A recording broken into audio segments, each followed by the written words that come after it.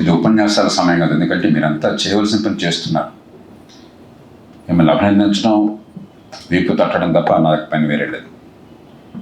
తెలుగులో ఒక సామెత ఉన్నది, అన్నం ఉడికిందో తెలుసుకోవాలంటే అన్నం అంతా చూడక్కర్లేదు, 2 మెతుకులు చూస్తే చాలు.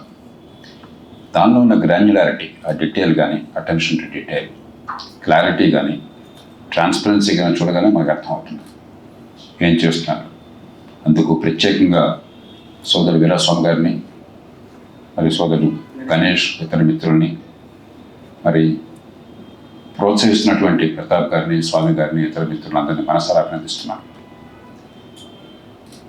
మీరు చేస్తున్న పని దానికి ప్రత్యామ్నాయం నా దృష్టిలో వాళ్ళు లేదు. ఎందుకంటే ప్రభుత్వాలు ఈ దేశంలో అటు ఆర్థిక వ్యవస్థ విషయంలో కానీ, ఇటు పరిపాలన విషయంలో కానీ గ్రామాలను పూర్తిగా మర్చిపోయినాయి. ప్రజల్ని ఓటు వేసే యంత్రాలుగా భావించి తాత్కాలికమైనటువంటి సంక్షేమం పేరుతో తాయిలాలు తప్ప వాళ్ళ భవిష్యత్తుకి ప్రణాళిక వేయడం మర్చిపోయినాం మనం. అదే సమయంలో ప్రజలకి సాధికారత లేకుండా మీరు ఎంపవర్మెంట్ అని మాట్లాడారు. Empowerment, education, environment, health. Empowerment అనేది ఏమాత్రం లేకుండా పదాలు వాడతాం మనం, చట్టాలు బ్రహ్మాండం చేస్తాం, ఉపన్యాసాలు చెప్తాం, ప్రజల్ని పరాధీనులు చేశారు. ఆ నేపథ్యంలో వాళ్ళ సమాజం కొనుక్కుంటుంది. మీరు చేస్తున్న గొప్ప ఉదాహరణ. అందుకు మిమ్మల్ని మనసారా అభినందిస్తూ ఇలాంటి ప్రయత్నాలు ఎక్కడ వినుంటే అక్కడ జరగాలి. ప్రతి గ్రామంలో మనం పూనుకోవాలి. ఎందుకంటే మనందరికీ వ్యక్తిగతంగా లాభ నష్టాలు లేకపోయినా కూడా ఆ గ్రామం నుంచి, ఆ స్కూల్ నుంచి వచ్చిన మనకు మమకారం ఉంటుంది, ఎమోషనల్ స్టేక్స్ ఉన్నాయి. మీరంతా ఆ ప్రయత్నాన్ని చాలా చిత్సుతో, చాలా క్లారిటీ, పర్పస్తో చేస్తున్నారు.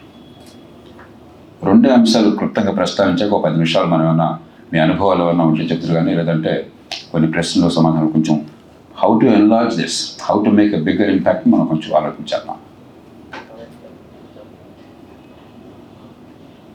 ఒకటి, మన దేశంలో ఈ స్వావలంబన లేకుండా, సాధికారత లేకుండా, అసలు మన పరిపాలన, మన ఓటుకు అర్థం తెలియకుండా గందరగోళాన్ని సృష్టించాం.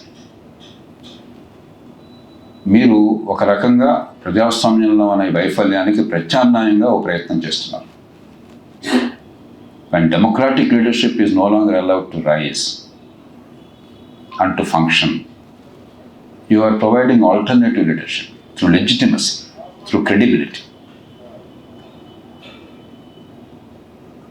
ఎట్లా ఇప్పుడు అన్ని చోట్ల ఒక వీరస్వామి, ఒక ప్రతాప్, ఒక స్వామి, ఒక గణేష్ సాధ్యం కాదు.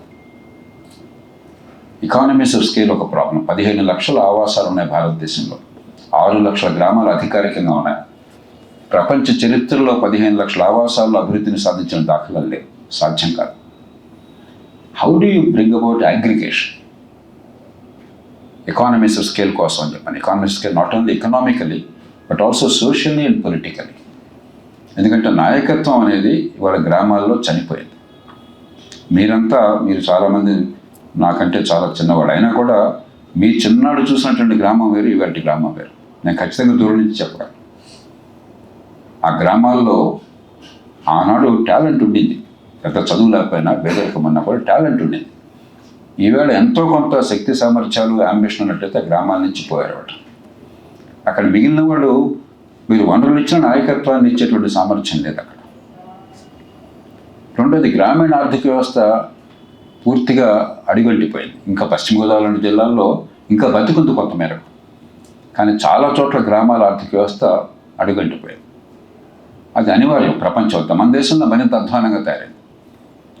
మీకు వనరులు లేక, నాయకత్వం లేక మీరు చిన్ని గ్రామాల ఆవాసాల్లో సాధ్యం కాదు. మీకు మీ 8,000 గ్రామాల్లో కొంతమేరకన్నా సాధ్యమైంది. ఎందుకంటే 7,000 గ్రామం దేశంలో చాలా గ్రామాలతో పోలిస్తే పెద్ద గ్రామం, వనరులు రీత్యా కానీ, జనాభా రీత్యా కానీ. చాలా గ్రామాలు 500, 300, 1000 జనాభా. మనం రొమాంటిక్గా మహాత్మా గాంధీలాగా ఆలోచన తప్ప అక్కడ పని చేయలేం. కాబట్టి వీలున్నంత మేరకు అగ్రిగేషన్ అట్లా చేయాలి. మన సర్వీస్ డెలివరీకి కానీ, నాయకత్వాన్ని సృష్టించడానికి కానీ. రెండోది,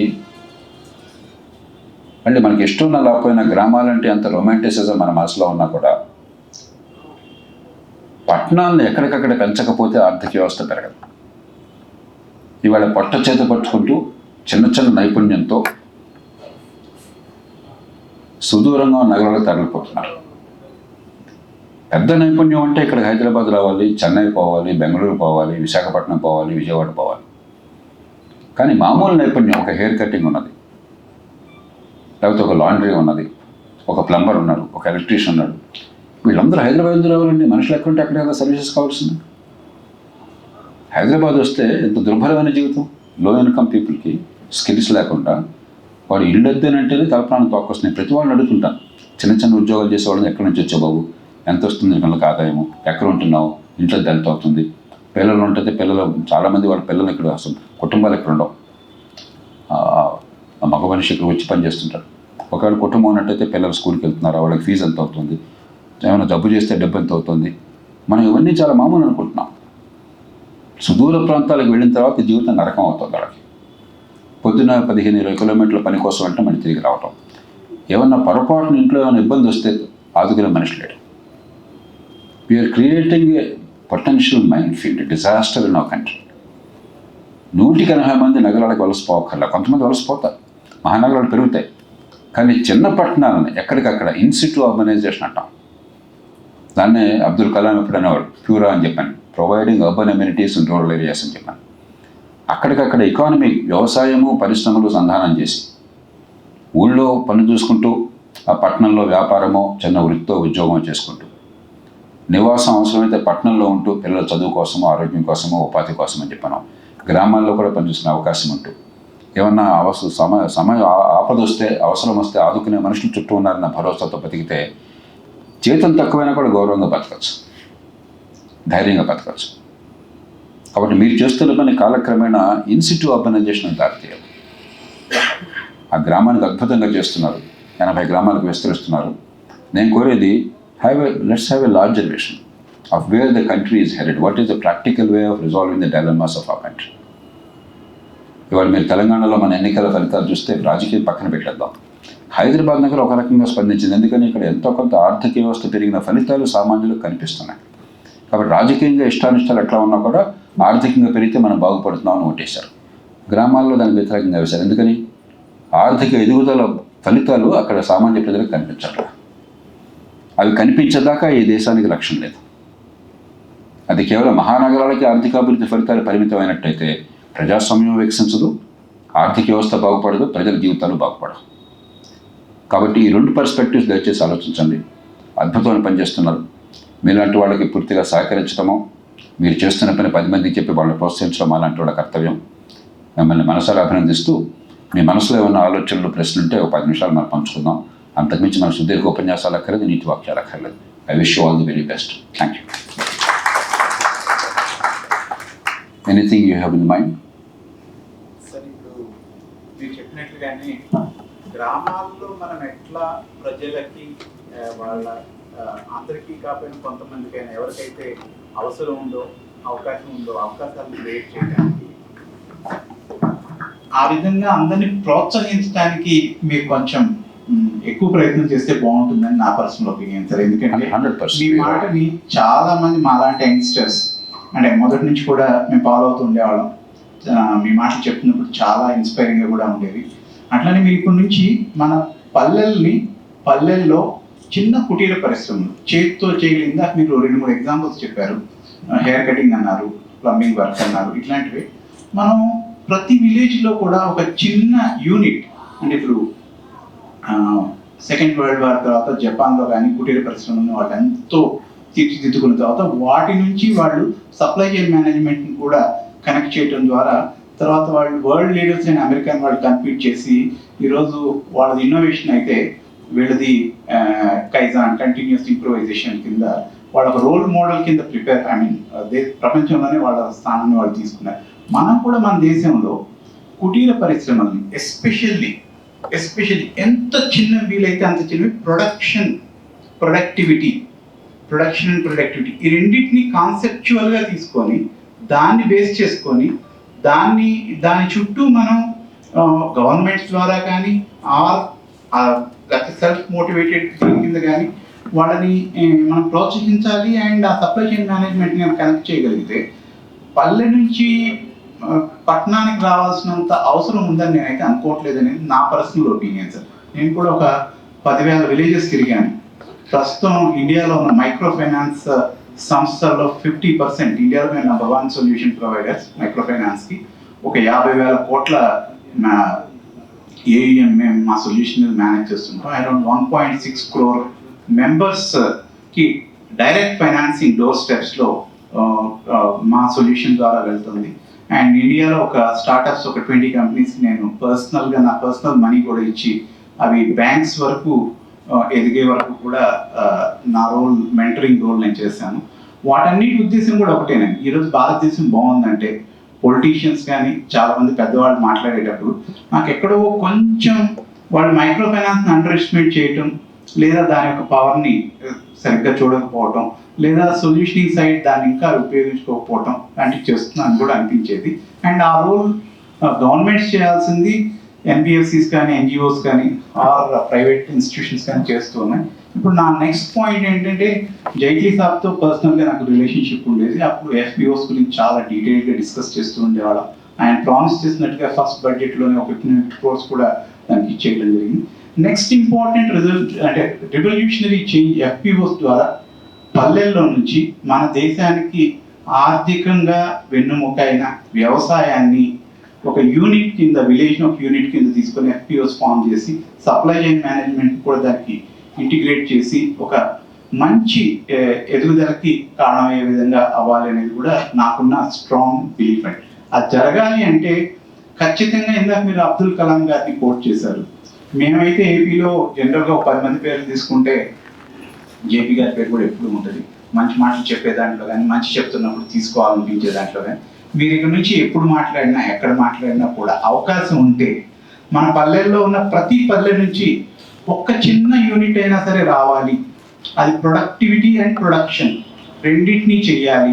ఎంటర్ప్రైనర్స్ని క్రియేట్ చేయాలి. ఎంటర్ప్రైనర్స్ కావాల్సిన వాళ్ళని క్రియేట్ చేయటమే కదా సప్లై చైన్ మేనేజ్మెంట్ కూడా తీసుకురావాలి అనే పాయింట్ మీద మీరు మాట్లాడితే ఇంపాక్ట్ బాగుంటుందని స్ట్రాంగ్గా బిలీవ్ చేస్తున్నాను సార్. మీరు దాని మీద ఇక్కడున్న మా అందరికి కూడా ఒక దిశ నిర్దేశం మీరు ఇవ్వగలిగితే. Thank you. మీరు చెప్పిన వాటితో నేను పూర్తిగా అంగీకరిస్తున్నాను. 2 బ్రాడ్ పాయింట్స్ కూడా. విశాఖపట్నం దగ్గర అచ్యుతాపురంలో ఒక బ్రాండ్ ఎక్స్పోన్ యూనిట్ని ఎప్పుడు చెప్తుంటాను దాని గురించి. శ్రీలంక నుంచి వాళ్ళు వచ్చి ఇన్వెస్ట్ చేశారు. 22,000 మంది మహిళలు అక్కడ ఉపాధి పొందుతున్నారు. చుట్టుపక్కల 100 గ్రామాల్లో నాకు ఉపాధి కావాలనే మహిళ ఒక్కళ్ళు కూడా ఉపాధి లేని వాళ్ళు లేరు. ఒక్క గ్రామంలో కూడా కొన్ని 100 గ్రామాలు. లో స్కిల్ లేబర్ ఇంటెన్సివ్ ఇండస్ట్రియలైజేషన్ మనం ప్రమోట్ చేయకపోతే వేర్ ఇన్ సీరియస్ ట్రబుల్. మీలో చాలామందికి తెలుసు మనకున్న 54 కోట్ల మంది వర్కర్స్లో 82% అన్ఆర్గనైజ్డ్ వర్కర్స్. రేపు ఎక్కడ భోజనం దొరుకుతుందో తెలియనటువంటి వాళ్ళు, ఎక్కడితే కానీ ఒక్కడని వాళ్ళు. A nation can never progress unless we bring them into some level of security and decent income and some protection. నాకు బాధ కలిగేది ఏంటంటే ఒక్క బ్రాండిక్సే చెప్పగలుగుతున్నాం.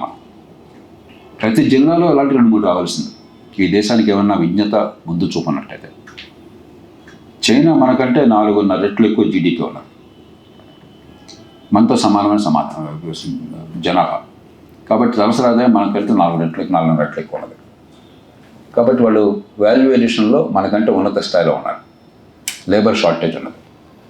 అయినా కూడా దిస్ లేబర్ ఇంటెన్సివ్ లో స్కిల్ ఇండస్ట్రియలైజేషన్లో వాళ్ళు మనకంటే చాలా ముందున్నారు. ఉదాహరణకి గార్మెంట్స్ తీసుకుంటే కాటన్ ప్రొడక్షన్ మందే వాళ్ళకి సమానం దాదాపుగా. ఒక సంవత్సరం వాళ్ళు ఎక్కువ, సంవత్సరం మనం ఎక్కువ. కానీ వాళ్ళు $325 బిలియన్ గార్మెంట్స్ ఎక్స్పోర్ట్ చేస్తున్నారు. $325 బిలియన్. మనం $40 బిలియన్ ఎక్స్పోర్ట్ చేస్తున్నాం. మన డెవలప్మెంట్ మోడల్లో చాలా సమస్య ఉన్నది. జరుగుతుందని నేను వ్యతిరేకించట్లా. We require heavy industries, we require chips, we require hi-tech, అవన్నీ కావాలంటే పెద్ద దేశం వదిలేదట.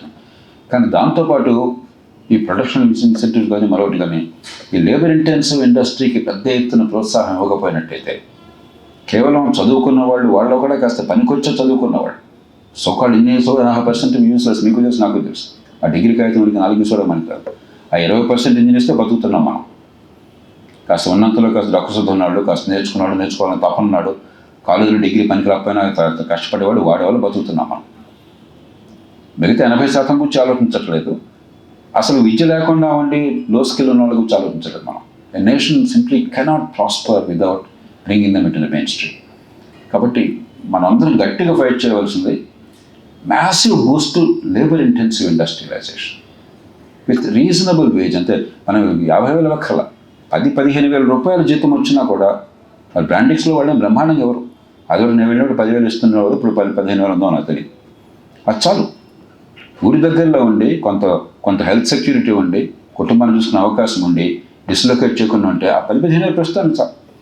ఇంకో 5 ఏళ్ళు పోయాక 25,000 వెళ్దామా. రెండోది, ఒక్కచోట మిమ్మల్ని నేను పరిశీలించకూడదు ఏంటంటే మనందరికీ గ్రామాలంటే రొమాంటిసిజం ఉంది. గ్రామాల్లో పెరిగాం మనం. మీలాంటి పెద్ద గ్రామాలు కొంతమేరకు ఓకే, కానీ గ్రామాల నుంచి ఆర్థిక అభివృద్ధి జరగదు. నేను నిశ్చయంగా నమ్ముతున్నాను. నేను గ్రామంలో పెరిగిన వాడిని. కానీ చిన్న పట్టణాలను క్రియేట్ చేయకపోతే, ఇన్సిటు అర్బనైజేషన్ రాకపోతే, నాన్ అగ్రికల్చర్ ఎకానమీకి ఎగ్రికల్చర్ సంధానం లేకపోతే, అగ్రో ప్రాసెసింగ్ కావచ్చు, రిటైల్ చైన్స్ కావచ్చు, grading and packaging and storage కావచ్చు, మిగిలినటువంటి స్మాల్ ఇండస్ట్రీ కావచ్చు, ఇందాక మనం అనుకున్నటువంటి ఈ క్రాఫ్ట్స్ అండ్ ట్రేడ్స్ కావచ్చు, లేబర్ ఇంటెన్సివ్ ఇండస్ట్రీ కావచ్చు, వీటన్నిటికీ స్థానికంగా ఉన్నటువంటి ఒక స్మాల్ టౌన్ చుట్టూ ఉన్నటువంటి 50,000 జనాభా, 1,00,000 జనాభా, లేకపోతే 2 లక్షల జనాభాకి అది ఒక హబ్ అయ్యి అక్కడికి దూరం 10-15 కిలోమీటర్ల కంటే ఎక్కువ లేకుండా ఈ రోజుల్లో 10 కిలోమీటర్లు నథింగ్. పిల్లలను స్కూల్కే 15 కిలోమీటర్లు పంపిస్తున్నారు. మీ ఊళ్ళో కూడా ఖచ్చితంగా పంపిస్తుంటారు. కాబట్టి అది పెద్ద ఎక్కువ కాదు. అది మనం 70 ఏళ్ల క్రితం లేం. ఈ 6 లక్షల గ్రామాలు 15 లక్షల ఆవాసాల స్థానంలో 190 పాళ్ళ జనాభా నా దృష్టిలో ఒక 5,000 చిన్న పట్టణాల్లో ఉండాలి. పట్టణాలు కానీ ఉన్న నగరాలు కానీ ఒక 10% ఇంకా కొన్ని చోట్ల డిస్ప్రెస్డ్ హ్యాబిటేట్స్ ఉండవచ్చు. Then the country can take off. మన ఇన్ఫ్రాస్ట్రక్చర్ కానీ, మన ఎకానమీస్ ఆఫ్ స్కేల్ కానీ, లీడర్షిప్ కానీ, ఇన్స్టిట్యూషన్ డెవలప్మెంట్ కానీ అప్పుడు సాధ్యమవుతాయి. కాబట్టి గ్రామాలను నేను నష్టపరచమని అనుకోలే, కానీ నార్మల్గా ఇన్స్టిట్యూట్ ఆర్గనైజేషన్ జరిగిపోతుంది, సహజంగా జరుగుతుంది. ఇప్పటికే మీరు ఏ గ్రామానికి పోయినా కూడా కొంచెం ఎక్కడన్నా రియల్ ఎస్టేట్ వాళ్ళు అగ్రెసివ్గా ఉండి కొంచెం ఇన్ఫ్రాస్ట్రక్చర్ ఉండి రాళ్ళు వేసేస్తే వచ్చేస్తున్నారు. కాబట్టి అది ఒక జనరేషన్లో ఆటోమేటిక్గా జరుగుతుంది. మనం ఆ రకంగా ప్లాన్ చేయకుండా నేను ఆ ఊళ్ళో చదువుకున్నాను కాబట్టి రొమాంటిక్గా ఉండి ఆ ఊరు మాత్రమే అభివృద్ధి చెందాలంటే I genuinely believe except a few villages it is beyond our capacity. అయిపోయింది, ఆ దశ దాటిపోయింది. మనకు ఆ రొమాంటిసిజం వదిలేసి we must rethink human development. But I'm totally with you on this subject and let us see what best we can do. జాతీయ స్థాయిలో కూడా వాళ్ళకి కొంచెం ఎంతోమంది ఎకనామిక్ గ్రోత్ కావాలని ప్రయత్నం చేస్తున్నారు. నేను I completely respect their effort. దాన్ని మనం సమర్థించాలి. కానీ దాంతోపాటు ఈ లో స్కిల్డ్ పీపుల్ని పెంచడం కోసం labour intensive industry and local urbanisation ఈ రెండు మీద ఈ దేశం దృష్టి పెట్టలేదు. మనం గట్టిగా ప్రయత్నం చేయాలి.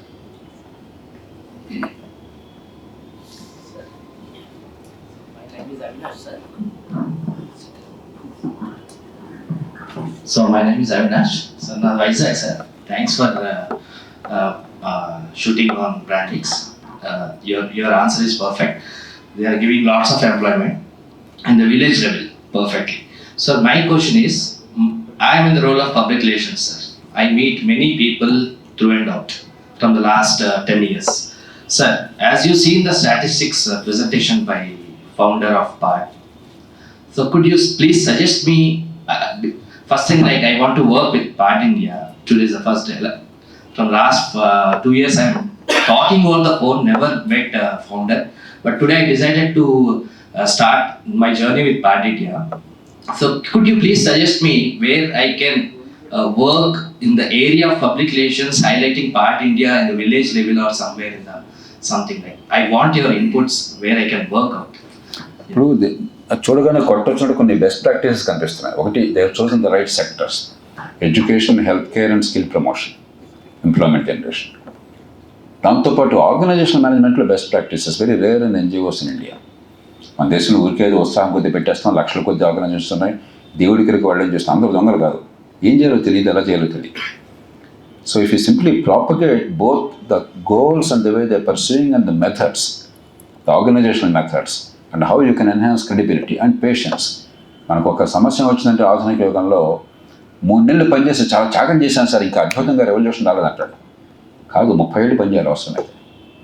You cannot transform our society in 3 months or 3 weeks. కాన్స్టెంట్గా రిజల్ట్స్ వస్తూ ఉంటాయి, కానీ సిగ్నిఫికెంట్ ఇంపాక్ట్ అనేది ఒక జనరేషన్లో లోపల జరగదు. దానికి ప్రిపేర్ చేసి ఈ బెస్ట్ ప్రాక్టీసెస్ కనుక మీరు వాళ్ళకి పంపించినట్టయితే, and how they are getting there for our recognition, all of us. మనం ఎందుకు కూర్చున్నాం ఇక్కడ? మీరంతా ఒక విలువైన రోజున సమయాన్ని మీరు కేటాయిస్తున్నారు. ఎందుకని? Because we understand something very important is being done on some scale. అది వాళ్ళకి అర్థమైనట్టయితే that you all recognise and respect it and this way of doing it కొంచెం పేషెంట్గా చేయాలి, వాటి నుంచి నేర్చుకోండి అని చెప్పంటే I think there are many people particularly in coastal Andhra the lot of people want to do something give back to the community. అది చేస్తే బాగుంటుంది. ఇంకా సంప్రదాయం లేని ప్రాంతాల్లో మనం ఇప్పుడు గవర్నమెంట్ మీద ఆధారపడద్దయ్యా, వాళ్ళేమి మంచి చేస్తుంటే ఆపట్లేదు కదా. కొన్ని చోట్ల అది కూడా జరుగుతుంది అనుకోండి, ఆ ముఠాలు ఉన్న చోట్ల నువ్వేంటి వచ్చేదని చెప్పని, కానీ ఇంకా నాశనం కాలేదని నమ్ముతున్నాను నేను, ఆశావాదిని కాబట్టి వాళ్ళని వదిలేద్దాం, వాళ్ళు చావు చేస్తారు, మన పని మనం చేద్దాం మన ఊరి కోసం అని చెప్పని ఈ స్పిరిట్ మిగతా ప్రాంతాలకు తీసుకురావచ్చు I think. But focus on best practices and the key goals. చాలామంది పరోపకారి పాపనలాగా మంచి ఉద్దేశంతోనే ఏం చేయాలో తెలియక కాసేపు ఇది చేస్తుంటారు.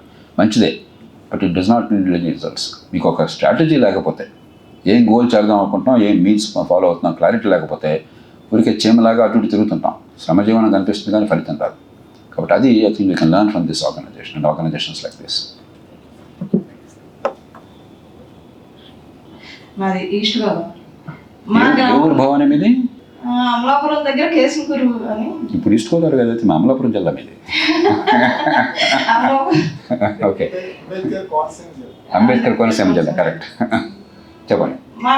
మా దగ్గర ఇప్పుడు గ్రామాలన్నీ కూడా వృద్ధాశ్రమాలాగా అయిపోయినాయండి నిజం చెప్పాలంటే. మా గ్రామం కూడా ఇప్పుడు మేము ఉన్న చోట కూడా మా అమ్మగారు ముదరాలంటే కూడా భయం, ఎందుకంటే మందు బిళ్ళ కూడా తెచ్చి ఇచ్చేవారు లేరు, అలా అక్కడి నుంచి కలవన్నారు. మళ్ళీ మాకు అన్నీ బాగుంటాయండి, కానీ ఇప్పుడు కోతలు వస్తే వరుస నుంచి రావాల్సిందే మనుషులు. దింపు అంటే ఇది వరకు ఎక్కువ కొబ్బరి నుంచి ఎక్కువ ఆదాయం వచ్చేది, దింపు తీయడానికి ఒక 3 నెలలైనా 4 నెలలు మనుషులు దొరకట్లేదు. వేరే వాళ్ళు ఒక టీం వచ్చి అంతా చేసుకుని వెళ్ళిపోతారు, మళ్ళీ ఒక 3 నెలల వరకు ఉండదు. అంటే మనం అనుకుంటున్నాం ఏమీ లేదు ఎంప్లాయ్మెంట్, కానీ చాలా ఉన్నా కూడా యువత చేయడానికి సిద్ధంగా లేరు. ఒకటి చిన్న ఆదాయాలకి, అంటే మీరు అన్నారు ఇప్పుడు 10,000 వస్తే సరిపోతుంది, ఆ 10,000 చేయడానికి 2 రాష్ట్రాల్లో కూడా, అంటే ఇక్కడ కూడా చూశాను నేను, ఎవరు సిద్ధంగా లేకపోవడం యువత. ఎందుకు ఇలా అవారగా తిరుగుతున్నారు, లేకపోతే వాళ్ళు ఎట్లా అయ్యారంటే మొన్న రీసెంట్గా చూసాము ఒక బిగ్ బాస్ అనే ఒక దాని గురించి ఇక్కడ గొడవ అయినప్పుడు ఉన్న యువత వీళ్ళందరూ ఇక్కడ వాళ్ళే, కానీ వాళ్ళు ఎవరు కూడా పనులు చేయడానికి సిద్ధంగా లేకుండా ఈ తాగుడుకో గంజాయికో వీటికి అలవాటు పడిపోయిన ప్రభుత్వాలు పట్టించుకోకుండా వదిలేస్తున్నారు. ఇక్కడ గ్రామాల్లో కూడా, అంటే మన హైదరాబాద్ కాకుండా గ్రామాల్లో ఇక్కడ తెలంగాణలో కూడా వేరే స్టేషన్ నుంచి అంటే 10 సంవత్సరాల నుంచి వచ్చి ఆ చిన్న ఎంప్లాయ్మెంట్స్ ఏదో వాళ్ళు చేసుకుంటున్నారు, కానీ ఇక్కడ యువత మటుకి చేయడానికి సిద్ధంగా లేరండి. అది మనం ఎలా ఫిల్ఫిల్ చేయాలి ఏంటి ఈ సమస్య నుంచి? మీరు చెప్పిన దానిలో కనీసం 3 స్ట్రాండ్స్ ఉన్నాయి. That is deconstruct. ఒకటి నిజమే, గ్రామాల్లో కొంచెం పచ్చిగా ఉన్నా కూడా మనం ఫ్రాంక్గా మాట్లాడుకోవాలి. వృద్ధాప్యంలో ఉన్నవాళ్ళు, ఇంకా ప్రపంచంలో ఎక్కడికైనా ఏ అవకాశం లేని వాళ్ళు తప్ప స్వచ్ఛందంగా గ్రామాల్లో నిలుచుండేవాళ్ళు దాదాపు కనుమరుగైపోయారు.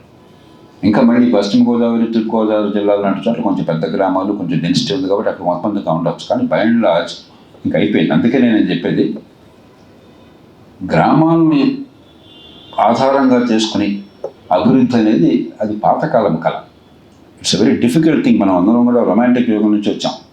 పాత సినిమాలన్నీ ఎట్లా ఉండే మీకు గుర్తుందో లేదో, ఒక రైతు గారికి 4 కొడుకులు ఉంటారు. పెద్ద కొడుకు మంచివాడు, రాముడు మంచి బాలుడు, వాడు ఊళ్ళోనే అంట పెట్టుకుంటాడు, కష్టపడుతుంటాడు. చిన్న కొడుకు బాగా చదువుకున్నాడు, పట్టణానికి వెళ్తే ఉద్యోగం వెళ్ళాడు, పట్టణం అమ్మాయిని పెళ్లి చేసుకున్నాడు, వాడు వెళ్ళడం. సినిమా చివరిలో అన్న దగ్గరికి వచ్చి కాళ్ళు పట్టుకుని క్షమాపణ కోరుతాడు, శుభం. అంటే ఇదేదో చాలా ప్రమాదం తప్ప అనే భావం నుంచి వచ్చాం మనం అందరం కూడా.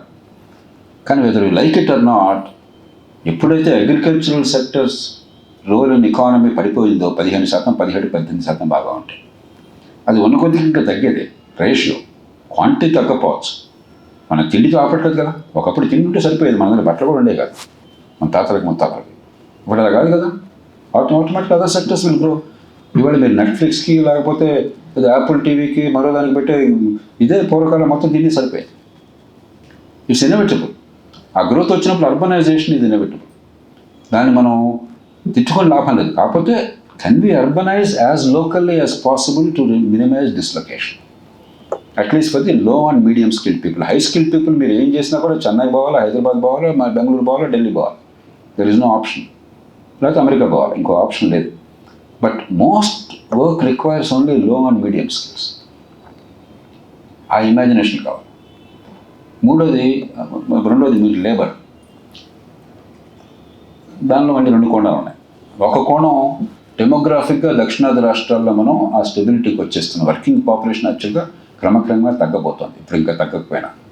పిల్లల పాపులేషన్ తగ్గిపోయింది, మీరు గమనించారు. స్కూళ్ళల్లో మనకి ఇప్పటికీ మన ఇమాజినేషన్ ఇప్పుడు కూడా స్కూళ్ళలో జనాభా పెరుగుతూ ఉంటుంది, ఇంకా టీచర్లు కొత్తగా పెడదాం అంటున్నారు. అక్షరాల ఉన్న టీచర్లతో పని చేస్తే చాలు, ఏదో ఎంప్లాయ్మెంట్ ప్రోగ్రామ్లాగా టీచర్లు పెట్టడం అంటున్నారు. ఉన్న టీచర్లతో పని చేయించక ఏదో టీచర్ని పెట్టి విద్యను బాగు చేస్తున్నాం అనే డ్రామా ఆడి మన బతుకులు నాశనం చేస్తున్నారు. కాబట్టి డెమోగ్రఫీ మారిపోతున్నప్పుడు న్యాచురల్లీ పూరర్ ఏరియాస్లో ఇంకా పట్టుదల పెట్టిన వాళ్ళు కష్టపడి పనిచేస్తారు. మనకు 2 కారణాలుగా, this is the last point, 2 కారణాలుగా మనకి మన యూత్ పని చేయడంలో కావాల్సింది మీరు అన్నట్టుగా. ఒక కారణం ఏమిటంటే పూలమ్మిన చోట కట్టెలు అమ్ముకోలేక. ఆ పల్లెటూరు వాడికి అహంకారము, డిగ్నిటీ ఆఫ్ లేబర్ లేదు. నేను పెద్ద కులం వాడిని, లేదా పెద్ద కుటుంబం వాడిని, మరొకటి ఏదో పిచ్చేవాడు ఆలోచన, వాడికి స్కిల్ ఉండదు, పాడు ఉండదు, కాబట్టి కష్టపడి పని చేయను. వాడి మైగ్రెంట్ అయితే బ్రహ్మాండంగా పనిచేస్తాడు. వాడు హైదరాబాద్ వస్తే వాడు ఒడి దగ్గర బయట పనిచేస్తాడు. ఒరిస్సా వాడు ఇక్కడికి వచ్చిన పని అలాగే చేస్తున్నాడు. రెండోది, సంక్షేమం పేరుతో మన బతుకులు నాశనం చేస్తున్నాం. సామాన్యుల సంక్షేమం ఖచ్చితంగా రాజకీయంలో అవసరమే సంక్షేమం, కానీ సంక్షేమానికి సమతూకం లేకుండా, వాళ్ళ నైపుణ్యాన్ని పెంచి సంపాదించే శక్తిని పెంచకుండా, ఉపాధి కల్పన మీద మన అనుకున్న లేబర్ ఇంటెన్సివ్ ఇండస్ట్రీ వాటి మీద దృష్టి పెట్టకుండా, సంక్షేమ మార్గమైన పార్టీలు ఎన్నికల కోసం చేస్తే చివరి జరిగేది ఇదే. మనం నిరర్ధకులు తయారు చేస్తున్నాం కొన్ని చోట్ల. ఈ మాట అందులో తెలుగు రాష్ట్రాలు 2 కూడా ఇవాళ ఒకరితో ఒకళ్ళు పోటీ పడి మరి ఇక మీరు ఏం చేయక్కర్లేదా, మీకు దండిగా మేము ఎంత పెడతాం, నువ్వు కూర్చో, నీ పెళ్ళికి కూడా డబ్బులు ఇస్తాం, ఆ పరిస్థితి తీసుకొచ్చాము. దాన్ని మీరు నేను ప్రస్తుతానికి ఆపలేం. కాలక్రమేణా there are other efforts where all making, hopefully they will succeed. కానీ దాన్ని పక్కన పెట్టేస్తే కనీసం స్కిల్ డెవలప్మెంట్ మనం చేసి ఇన్సిట్యూ అర్బనైజేషన్ చేస్తే ఉన్న ఊరు కాకుండా, అనదర్ రీజన్ వై ఉన్న పల్లెటూరు నుంచి మనం బియాండ్ అ పాయింట్ సాధించాలి. ఎందుకంటే ఆ పల్లెటూరులో ఇందాక ఆయన చెప్పారు 5 కమ్యూనిటీస్ అని చెప్పాను, చాలా మర్యాదగా చెప్పాను.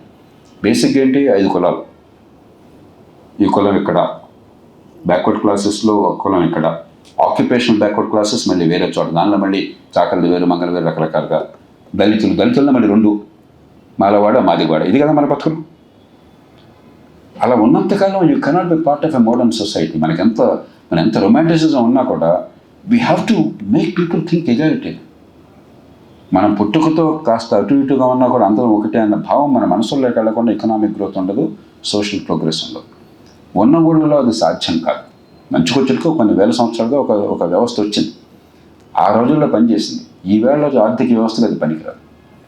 That's another reason why, without dislocating people to large distances, we have to create local magnets, but where we can overcome these caste identities, overcome this arrogance,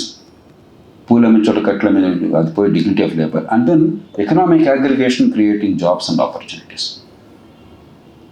So, all 3 we have to think differently. తిట్టి ప్రయోజనం లేదు, ఇప్పుడు మన పిల్లలే కదా, వాడు పని చేయట్లేదంటే అక్కడ మన లోపం ఉంది. వాడేం తక్కువ చేశాడు, మనం వాడిని తయారు చేస్తున్నాం. రాజకీయం కావచ్చు, మన తల్లిదండ్రులను కావచ్చు, చదువు కావచ్చు. దిక్కుమాలని చదువు, ఏం చదువు వస్తుంది వాళ్ళకి? చదువు వచ్చింది అనుకోవటమే కానీ 180 మందికి ఏం చదువు వస్తుంది? అంత సాడ్ అండ్ ట్రాజిక్ సిచ్యువేషన్.